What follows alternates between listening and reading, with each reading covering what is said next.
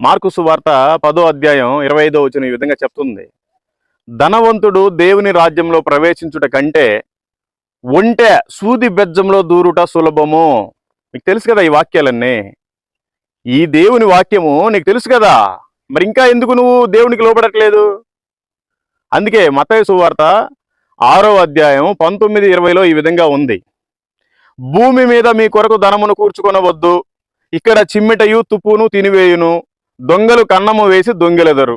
20వ వచనం, పరలోకమందు మీ కొరకు ధనమును సమకూర్చుకొనుడి, అచ్చట చిమ్మిట అయినను తుప్పు అయినను దాన్ని తినివేయదు, దొంగలు కన్నము వేసి దొంగిలరు. మరి పరలోకంలోని ధనాన్ని సంపాదించాలి అంటే ఇక్కడ మనం ఏం చేయాలి? పేతురుకు రాసిన మొదటి పత్రిక 4వ అధ్యాయం 19వ వచనం, కాబట్టి దేవుని చిత్త ప్రకారము బాధపడువారు సత్ప్రవర్తన గలవారై నమ్మకమైన సృష్టికర్తకు తమ ఆత్మలను అప్పగించుకొనవలెను.